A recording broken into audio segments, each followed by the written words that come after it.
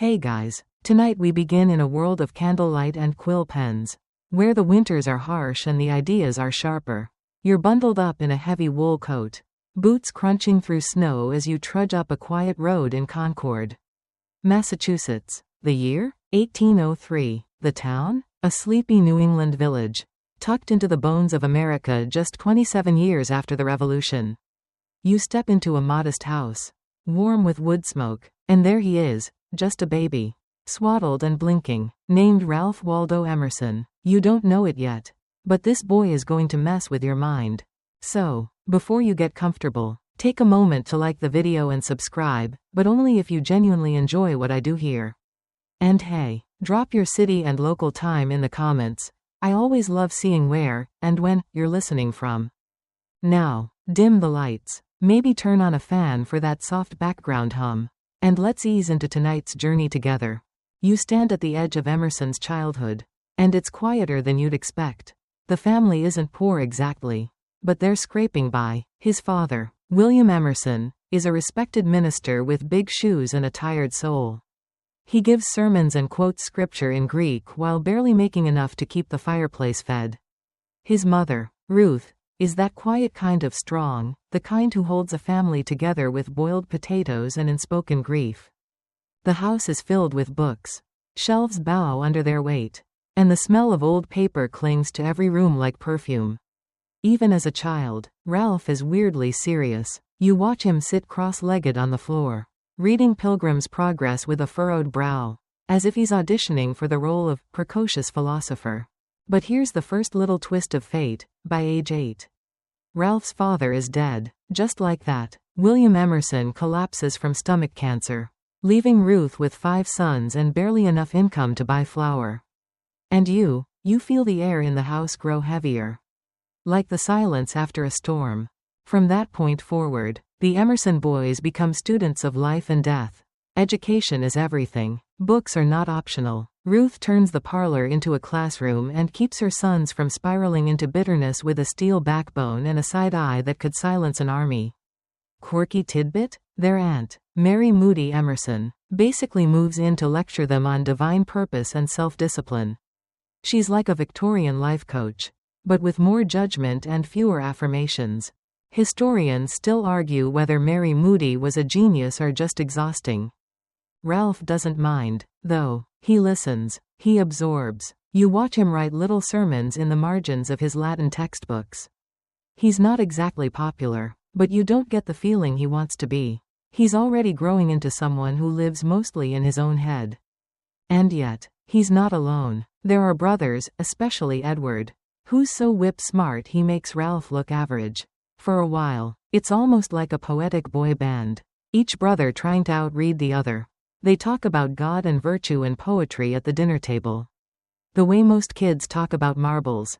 It's intense, but it's also a ticking clock. More deaths come. One brother loses his mind and ends up institutionalized. Another dies young. You begin to wonder if Ralph has ever truly known what it means to feel secure. Every time he starts to breathe, life knocks the wind out of him again. Yet he doesn't break. Not really. Instead, he starts building an internal world that doesn't depend on external things.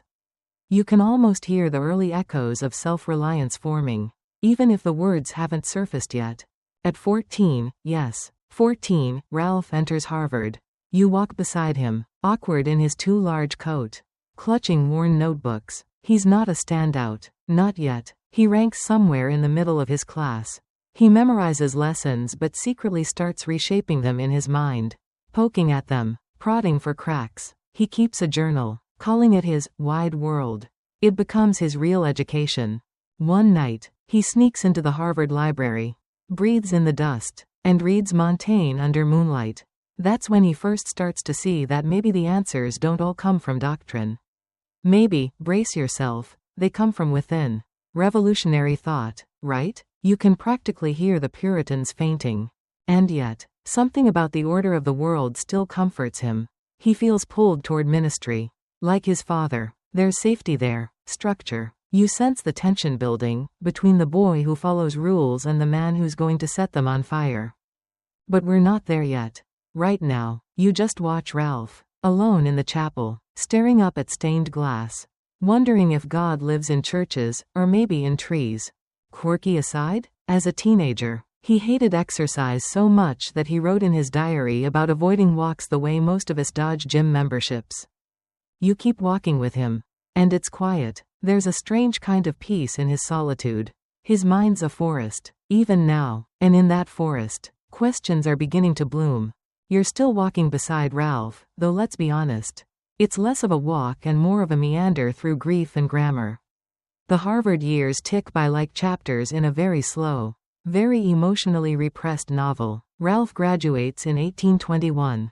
Not with fanfare, but with a sort of quiet sigh, like someone who's checked off a box he didn't know he'd drawn. He tries teaching next. You find yourself in a one-room schoolhouse in Chelmsford, where Ralph, just shy of 20, is trying to wrangle a class full of restless boys. He's writing Latin on a chalkboard with all the enthusiasm of someone peeling potatoes. His students aren't exactly spellbound by transcendental ideals, they just want recess. And Ralph? He mostly wants to disappear into the nearest bookshelf. Historians still argue whether his teaching stint was a noble failure or a necessary detour. But you can tell, he's not built for chalk and discipline. He's built for asking, why, and school doesn't reward that kind of mischief. Eventually, he returns home to Concord and then Boston, sliding into his next form, minister in training. He studies divinity the way some people train for marathons, slowly, methodically, often while slightly injured. By 1826, he's licensed to preach. You step into the pulpit with him for the first time. It's quiet, the air smells like old wood and winter coats. And Ralph's voice? It's calm, almost too calm, like he's trying to persuade himself as much as his audience. Still, people like him. He's gentle, bookish, less fire and brimstone, more, let's all think about this together over tea. But here's the thing, he's not just quietly devout, he's quietly doubting. And those doubts? They don't whisper, they rattle. You see it in his journals. He wonders if organized religion is too focused on the past. Why are we worshipping ancient miracles when modern life is overflowing with wonder? Why must one man's suffering redeem all others? And most dangerously, why are we repeating dogma instead of listening to our own inner voice? But Ralph doesn't yell. He doesn't rebel. Not yet. He just questions. Softly, persistently, like water eroding stone. Still, life moves on. And here comes a love story. You stand awkwardly in the corner as he marries Ellen Tucker. A radiant, poetic, fragile woman who seems plucked from a sonnet. She's bright-eyed and whimsical. And they fall into the kind of love that makes everyone else at dinner parties feel like underachievers. But fate, as it often does in Emerson's story, has a sick sense of humor. Within 2 years, Ellen is gone, tuberculosis. The thief of the 19th century. Ralph is shattered. He holds her hand. He prays. He watches her fade. And then, quietly, he walks away from the pulpit. You follow him down dark streets. Back into silence. And here's the moment. Ralph opens his Bible. The one his congregation knows so well, and he finds that he can't read from it anymore. He writes that the ritual has lost meaning. That he cannot, in good conscience, administer the Lord's Supper. The wafer and wine feel like empty symbols to him now, like props in a play whose script no longer makes sense. He resigns, just like that. Quirky detail. He doesn't burn any bridges. Doesn't storm out. He just writes a letter. As one does when politely leaving both a job and a 2,000-year-old institution. You walk with him now through cemeteries and city streets. He visits Ellen's grave almost daily. But beneath the grief, something is shifting. He starts to dream of travel, not just away from pain, but towards something else. Somewhere the air is different. Somewhere the questions have different answers. So he books a trip. Europe, 1832. He sails off like a philosopher trying to outrun his own footnotes. As the ship creaks and rocks under you, Ralph stares at the ocean, letting the wind slap the sorrow out of him. He doesn't know it yet. But this journey is going to crack open his soul. Not all at once, not with fireworks, but with a soft, persistent rhythm, like waves hitting shore. And here's a moment, he visits the Jardin des Plantes in Paris. Sounds fancy, right? It's basically a giant zoo and botanical garden. But for Emerson, it's a cosmic awakening. He sees nature not as scenery, but as scripture. The way leaves spiral, the way animals move, the mathematical poetry of it all. It hits him like lightning. Maybe divinity isn't behind a pulpit. Maybe it's blooming right in front of him. Historians still argue whether this garden visit was truly his conversion moment. But you can't deny it rearranged him. From there, he visits thinkers, Coleridge, Wordsworth, Carlyle. He sits across from them, takes notes, nods politely, and quietly steals their thunder. He isn't dazzled. He's digesting, turning their ideas inside out, fitting them into his own ever-expanding mental framework. He's not becoming a disciple. He's becoming Emerson. By the time the ship carries him back to Boston, he's no longer just a grieving ex-minister. He's something new, something less definable. He doesn't know what yet. But the soil has shifted. And you can feel it. Can't you? The sense that we're no longer walking beside a sad man in black. We're walking beside a storm that's learning to speak. Back in Boston, the air is thick with chimney smoke and colonial pride. But Emerson is breathing something different now. You're beside him as he steps off the boat. Not with fanfare, but with a journal full of notes and a soul humming like a struck bell. His beard's a little longer. His coat a little shabbier. But his gaze? Sharper. Focused. He's not a minister anymore. Not exactly a writer yet. Either. He's something in between, a man-shaped question mark. He doesn't rush into anything.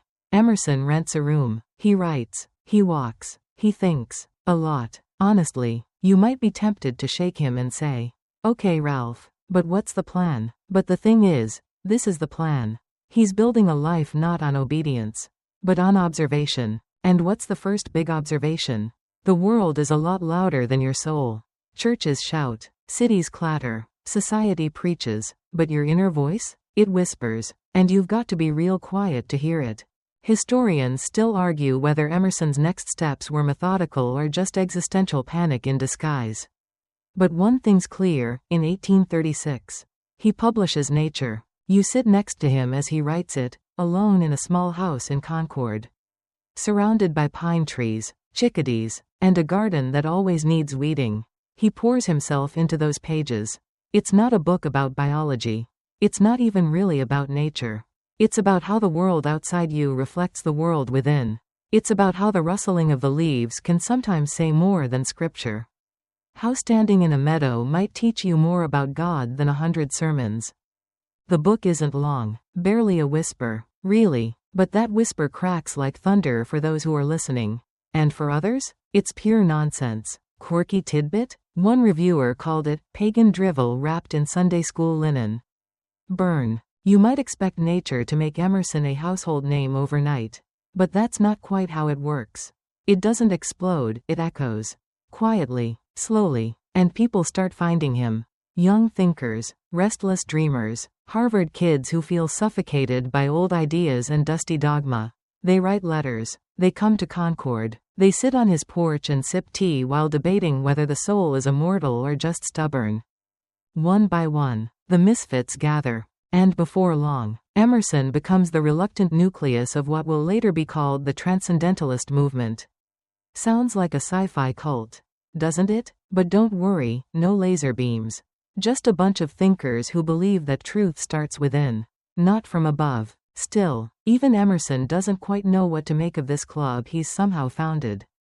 He's allergic to being a guru, but people keep orbiting around him. Margaret Fuller, fiery, brilliant, emotionally unpredictable. Bronson Alcott, yes, the father of Little Women's Louisa May, and also the kind of guy who once started a vegan utopia that collapsed when the cow escaped.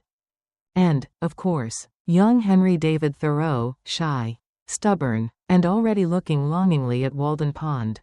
They call it the Transcendental Club, and their meetings are exactly what you'd expect: tea, arguments, poetry readings, and the occasional, "do we even exist?" spiral. Here's the funny part. Emerson never actually uses the word transcendentalism in Nature. That term gets slapped on later, like a label on an old jar of something spicy and unclassifiable. And even today, historians can't quite agree on what it means. Individual intuition? Spiritual democracy? Nature as church? All of the above? Probably. Maybe. But one thing's undeniable. Something is stirring. You're sitting cross-legged on a creaky floor in 1837. And Emerson is about to give a speech that changes everything. It's called The American Scholar, and he delivers it to the Harvard Phi Beta Kappa Society. Sounds tame, right? Wrong. This speech is Emerson lighting a match in a library. He tells his fellow scholars, stop worshipping the past. Stop imitating European writers. Stop thinking second-hand thoughts. America doesn't need more parrots, it needs poets. It doesn't need more priests, it needs people who think for themselves. He says, man thinking must not be subdued by his instruments. Which is a classy way of saying, stop letting your fancy tools make you dumb. Historians still argue whether this was Emerson's true debut as a cultural revolutionary. But to the audience that night, it was a slap wrapped in velvet. Some are thrilled, others are furious. Harvard professors clutch their monocles. But one young man in the crowd, named Oliver Wendell Holmes, walks away and calls it, our intellectual declaration of independence. Mic drop. From this point forward, Emerson starts to glow a little brighter. Not because he's seeking fame, but because his ideas are irresistible, dangerous. In a polite kind of way. His essays begin to circulate. People copy them by hand. Some burn them, others read them and weep. He's no longer just a man in the woods with a journal. He's a voice. And you can feel that voice in your chest now. It's not yelling. It's not even preaching. It's inviting. Asking you, what do you believe? No, really, what's true for you, not what you've memorized or inherited, but what's blooming in your own damn brain. That's the Emerson effect. And it's only just beginning. Now you're packing a bag, not yours. Emerson's. You help him fold a single coat. A few shirts. His journal, of course. And a small pocket Bible that he mostly reads sideways. He's boarding another ship. Not out of grief this time. But curiosity. It's 1832, and Ralph Waldo Emerson is heading back to Europe, but with different eyes. A different soul. And no particular destination. This isn't a vacation. It's a reprogramming. You watch him stand quietly at the rail as the wind snaps through his coat and the sea breathes in endless gray-blue. He's not just sailing to a new place, he's sailing away from who he used to be. That former minister? Gone. The grieving husband? Still there, but quieter. Now, Emerson is just a seeker, an open notebook in human form. And here's your first stop, Malta. Strange choice, right? But Emerson walks among its crumbling cathedrals and sun-bleached streets like someone collecting metaphors.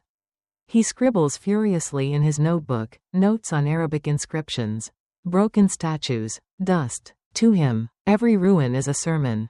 Every crack in a wall is a question about time, permanence, and the nonsense of human pride. Then you're in Rome, where he stands before the Colosseum, alone. Unimpressed. Too much blood, he mutters. He visits Catholic churches and whispers that they feel like museums of ritual without belief. Bold take. Historians still argue whether this critique was a reflection of his philosophical evolution or just traveler's fatigue. Probably both. Still, he marvels at the art. The grandeur. The stubborn survival of beauty in a place soaked in centuries of conquest. In Paris, he visits hospitals, libraries, the catacombs, everywhere people try to organize death or knowledge. But it's the Jardin des Plantes that grabs his soul and won't let go. You walk beside him down paths lined with exotic trees and strange flowers. And something inside him snaps into focus. Here, nature isn't poetic, it's scientific. Systematic. Categorized. And that's exactly why it terrifies and fascinates him. There's this one long moment where he stares at a chart showing the classification of animals, from slugs to lions to humans, and he writes. In all seriousness, who can weigh the subtle gravity of life? Which, if you think about it, is basically a philosophical mic drop disguised as a question. This is the seed of Emerson's oversoul. The idea that all beings, slug, lion, man, are leaves of the same tree. He doesn't believe we're separate from nature. He believes we are nature, dressed up in waistcoats and ambition. And then comes England. Cue the fog, the teacups, and the awkward silences. Here, Emerson meets his intellectual heroes, Coleridge and Wordsworth. You brace for fireworks, but what you get is more of a polite shrug. Coleridge is brilliant but rambling. Wordsworth is poetic but emotionally constipated. Emerson listens, nods, writes things like, he talks too much of himself, and leaves with his illusions pleasantly shattered. The real connection comes later, with a man named Thomas Carlyle. Now, this is different. Carlyle is intense, brooding, and Scottish in the way that makes you want to both drink with him and run away. Emerson visits Carlyle at his rural estate, Craigenputtock, a place so remote you half expect a werewolf to be waiting by the chimney. They walk in the hills, trade books, and argue about God, democracy, and whether humanity is basically good or just well-dressed wolves. Quirky tidbit? Carlyle's wife, Jane, reportedly found Emerson's politeness so exasperating she once faked a headache to avoid dinner. Still, Carlyle becomes Emerson's long-distance pen pal for life. And that friendship changes things. It gives Emerson a mirror, someone just as opinionated, just as metaphysical, just as baffled by modernity.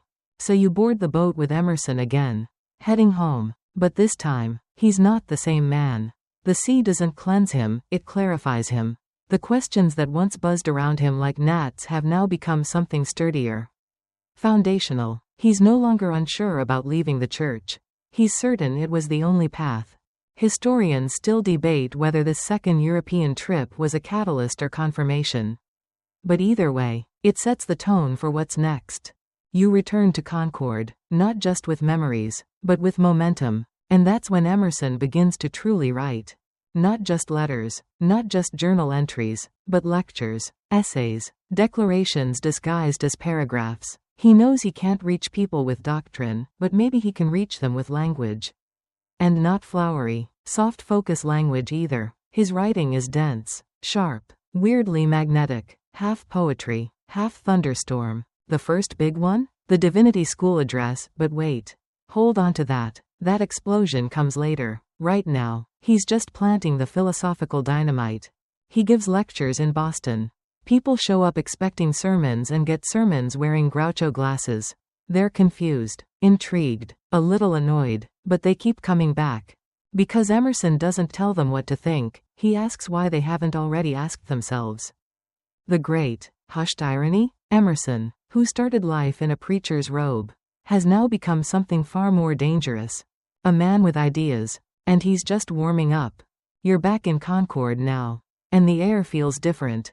Fresher, wiser. The trees seem to lean a little closer when Emerson walks by. As if they know he's been writing about them behind their backs. It's 1836, and the book Nature has just been born, not with trumpets, but with the soft flutter of pages in candlelight. You sit with him on the porch as he stares at the sky. Pen in hand, heart in the clouds. This is where Emerson becomes Emerson, not the preacher, not the traveler, but the thinker who dares to whisper, what if God isn't out there? But right here, inside you? You read the opening lines with him, our age is retrospective. It builds the sepulchres of the fathers. And already you feel the sting, because Emerson isn't trying to comfort you. He's trying to wake you. Nature isn't a science manual. It's a sermon without pews. It's a love letter to trees, stars, solitude, and that little shiver in your chest when you stand alone in the woods and forget your name. Historians still argue whether Nature was a declaration of war against organized religion or just a lyrical recentering of it. But Emerson? He doesn't seem to care what you call it. He's too busy listening to the wind in the pine trees and nodding as if it just told him a joke. And here's the thing most people miss. Emerson didn't write Nature as a cozy fireside read. He wrote it as an experiment. A dare. He wanted to see if people could feel divinity without a middleman. No priest, no pulpit, just sky, breath, and thought. It's not always an easy read. At times it's like decoding a poem written by a ghost who got distracted mid-sentence. But if you stick with it, something happens. You start to feel bigger and smaller at the same time. You start to wonder whether all those little moments of awe you've had were actually holy. Quirky tidbit? Emerson once told a friend that his favorite time to write was after midnight. When the universe seems least occupied. Makes you wonder how many stars listened in on his drafts. You spend more and more time walking with him through the fields around Concord. He talks to you about the transparent eyeball. Yes, it sounds like a failed superhero, but what he means is powerful. When you're truly in sync with nature, your ego vanishes. You stop being a person looking at the world and become the world looking back at itself. Think about that the next time you're doom scrolling in your pajamas. And yet, for all his solitude, Emerson isn't a hermit. He still comes back into town, gives lectures, and writes letters that feel like miniature essays. People start to take notice. And slowly, a loose group begins to form around him, idealists, dreamers, thinkers who feel caged by tradition and drawn to something freer. This is the start of something bigger. They meet in Boston, in living rooms, in libraries. They call themselves the Transcendental Club. Not exactly a name that screams rock band. But don't be fooled, these people are the rebels of their time. They believe in self-reliance, intuition, and the idea that truth can't be handed down like a family recipe.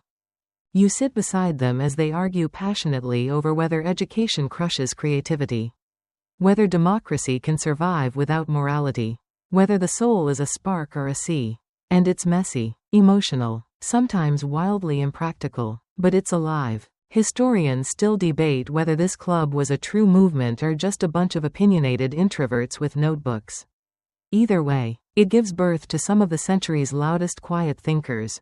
Margaret Fuller, brilliant and blazing, sits across from Emerson like a verbal fencing partner. Bronson Alcott floats oddball ideas about child rearing that make even Emerson tilt his head. And a young Henry David Thoreau shows up. Quiet, intense, and already a little judgmental. You watch as Emerson listens, gently interrupts, then folds the conversation back into itself like a master of philosophical origami. They don't agree on everything. In fact, they disagree on most things. But that's the point. For Emerson, truth isn't a statue, it's a river. It changes shape, depending on where you step in. And he's not interested in answers so much as angles. This is the secret of his appeal. He doesn't hand you a conclusion. He hands you a compass. And suddenly, people are paying attention. His lectures start filling up. Not with farmers or preachers, but with curious minds. With people tired of sermons that never ask questions. They want to be shaken, rewired. Emerson doesn't promise salvation. He offers possibility. You listen to him speak in a packed hall one evening. His voice is calm, but his words carry a voltage. He tells the crowd, "Trust thyself." Every heart vibrates to that iron string. You swear you hear someone gasp. Maybe it's you. That line becomes a kind of anthem for the age. A poetic slap across the face of conformity. And you realize, this isn't just about philosophy anymore. It's about identity. About what it means to live without someone else's blueprint. But here's the twist. As much as Emerson believes in solitude, he's never alone. He's made a community out of loners. A chorus out of soloists. And somehow, through all the contradictions, he's found harmony. And you're right in the middle of it now. Your coat smells like pine. Your notebook is full of scribbles. And somewhere in the back of your mind, a new question has started to echo. What if Emerson isn't just describing the world? What if he's describing you? Now the tea is steeping, the fire crackling, and you're seated cross-legged on a handwoven rug in a parlor that smells faintly of pipe smoke, ink, and damp wool. You're in Emerson's Concord home, but it isn't quiet tonight. Not even close. There's a buzz in the air. The chairs are filled with thinkers who talk with their hands, who lean forward as if every syllable might crack the sky. This, my friend, is no ordinary hangout. You're sitting in the middle of the Transcendental Club, Emerson's accidental brainchild that feels more like a salon of philosophical pirates than anything else. They don't share a manifesto. They share a hunger. They're bound by a single idea. Truth begins inside you. You glance around the room. There's Margaret Fuller, eyes like flint, laughing at a quote someone misused. She doesn't suffer fools or footnotes. She's here to dissect patriarchy and remake the world, and maybe your ego, while she's at it. Bronson Alcott, the wild-eyed education reformer, is suggesting that children be treated as miniature philosophers. You blink. He's not joking. He wants schools without punishments and students leading the lessons. Quirky? Sure. But he also thinks fruit has moral properties. So, that tracks. Then there's Thoreau. Young. Intense. He hasn't built his cabin yet. But you can already sense that Walden is sprouting in the corners of his brain. He listens more than he speaks. But when he does speak, it's with the conviction of someone who's already halfway to the woods. And there's Emerson, your calm, unfazed host in the middle of this intellectual storm. He doesn't dominate the conversation. He steers it, subtly, like a philosophical bartender. He smiles when someone says something wildly impractical but meaningful. He leans in when silence falls, as if the silence itself might contain an answer. They call themselves Transcendentalists, but honestly, no one in the room agrees on what that means. Historians still argue whether they were idealists, mystics, early progressives, or just bored New Englanders with strong opinions. The truth is, it was all of the above. And that's what makes it delicious. Tonight, the conversation turns to slavery. The war drums in the country are beating louder. And some members are uncomfortable. Margaret wants radical abolition now. Bronson agrees. Emerson is more cautious. He wants to awaken people, not alienate them. But even now, you see the edges of his patience fraying. Another night, the topic is the soul. Not just its existence, but its autonomy. Emerson says, the soul becomes, and you feel something shift inside you. He's not saying we have a soul. He's saying we are it. Constantly unfolding. You sip your tea slowly. Suddenly it tastes like revelation. And these salons? They aren't limited to Concord. The energy leaks out into Boston. Into journals. Into letters that bounce from coast to coast. It's as if Emerson's parlor grew legs and wandered into the American bloodstream. You attend one of his public lectures now. Picture it. Rows of men in stiff collars. Women in bonnets. All expecting polite wisdom. And Emerson opens with, do not go where the path may lead. Go instead where there is no path and leave a trail. Half the crowd exhales in awe. The other half? Uncomfortable shuffling. Because here's the trick. Emerson doesn't hand out answers like candy. He hands out riddles dressed as proverbs. He's not telling you what to think. He's daring you to think at all. That's why his words sting. They linger. They loop in your mind while you're tying your boots or stirring your soup. He speaks to the part of you that suspects you've been asleep. And the lecture circuit? It's growing. You travel with him now, from Concord to Boston. Then to New York, Philadelphia, even Cincinnati. Each lecture is different, but the current is the same. He's offering a new kind of revolution, inward. Quirky tidbit? Emerson was notoriously bad at remembering people. He once met someone 3 times and still called him, my new friend, on the 4th. But that didn't matter. People didn't come to feel known, they came to feel seen. By now, Emerson is more than a thinker. He's a voice in the dark. A permission slip for people to stop borrowing beliefs and start forging their own.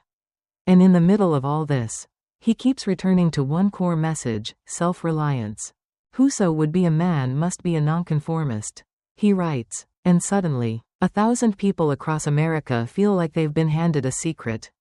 That it's okay to be different. To question. To walk away from the safe and toward the true, even if it's weird.